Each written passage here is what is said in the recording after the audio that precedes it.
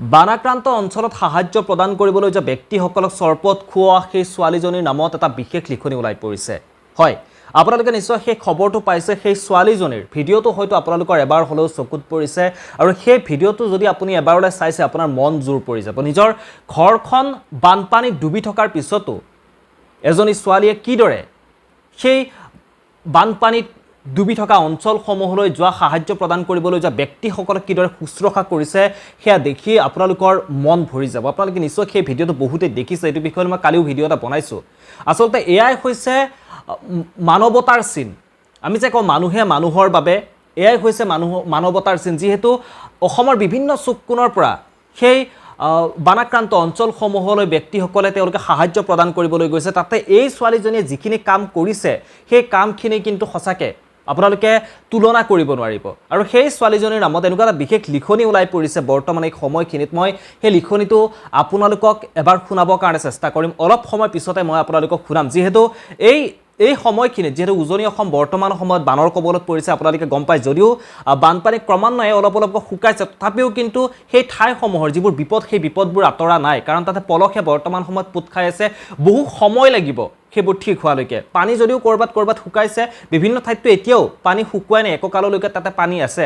আৰু যিবোৰ ঠাইত পানী শুকাইছে সেই ঠাইবোৰো কিন্তু এতিয়া আগৰ অৱস্থালৈ ঘূৰি আহিবৰ কাৰণে কিমান সময় লাগিব, কিমান বছৰ লাগিব তাৰ কোনো হিচাপ নাই। আৰু তাত যিসকল ব্যক্তিয়ে কিঞ্চিতমান হ'লেও তেওঁলোকে সহায় কৰিবলৈ গৈছে, সাহায্য প্ৰদান কৰিবলৈ গৈছে, সেই বানপানী কক বগাই থকা মানুহবোৰক অলপমান তেওঁলোকক অন্ন দিবলৈ গৈছে, সেই মানুহবোৰক এগিলাচকৈ চৰপত খুৱাইছিল সেই ছোৱালীজনীয়ে।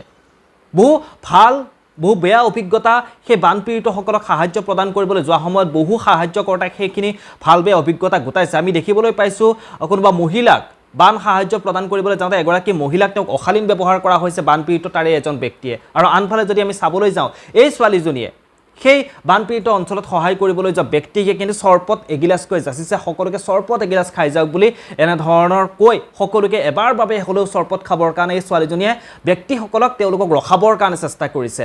সঁচাকৈ ভিডিঅ'টো দেখি মন ভৰি গৈছে। মই সেই ছোৱালীজনীৰ নামত যিটো বৰ্তমান সময়ত লিখনি উদ্ধাৰ হৈছে বুলি কৈছোঁ, লিখনি এটা ওলাই পৰিছে, সেই লিখনিটো মই আপোনালোকক শুনাইছোঁ। আপোনালোকে লিখনিটো এবাৰ শুনক। লিখনিটো শুনি আপোনালোকে নিজে আচলতে উপলব্ধি কৰিব পাৰিব এই ছোৱালীজনীৰ যি মানৱ দৰদী, তেওঁৰ যি অন্তৰখন, সেই অন্তৰখনৰ কথা আপোনালোকে অনুভৱ কৰিব পাৰিব। আহক আমি লিখনিটো একেলগে শুনো। লিখনিটো লিখিছে বাবুল মেধিয়ে। শুনকচোন। নিমুৰ চৰ্বততে মানৱতাৰ বুৰঞ্জী লিখিব খোজা এজনী ছোৱালীৰ নাম নিশিতা গগৈ। ছোৱালীজনীৰ নাম নিশিতা গগৈ। বানৰ বিভীষিকাৰ খঙাল ৰৌদ্ৰৰূপ দেখিছে ছোৱালীজনীয়ে। বানে দিশহাৰা কৰা মানুহবোৰৰ চকুৰ পৰিভাষা দেখিছে ছোৱালীজনীয়ে। ছোৱালীজনীৰ নাম নিশিতা গগৈ। বানপানীৰ খবৰ ল'বলৈ মানুহবোৰ আহে তাইৰ চহৰলৈ।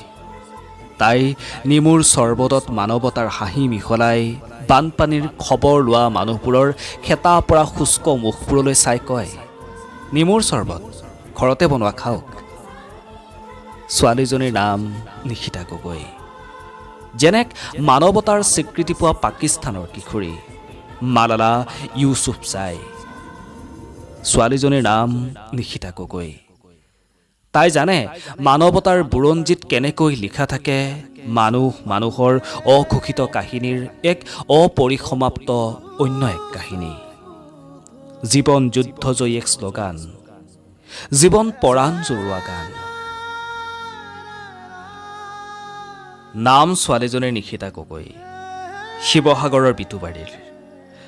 বান বিধ্বস্ত অঞ্চলত সাহায্য দিবলৈ অহা প্ৰায়বোৰ মানুহকে নিমুৰ চৰ্বতেৰে অতিথি আপ্যায়নৰ এক বিশেষ ভূমিকা লৈছে ৰাজপথত এই ছোৱালীজনীয়ে। ছোৱালীজনীৰ মানৱীয় দৃষ্টিৰ উদাৰ সৰলতালৈ সন্মান জনাই মোৰ এই কাব্যলেখা। God bless you Nishita.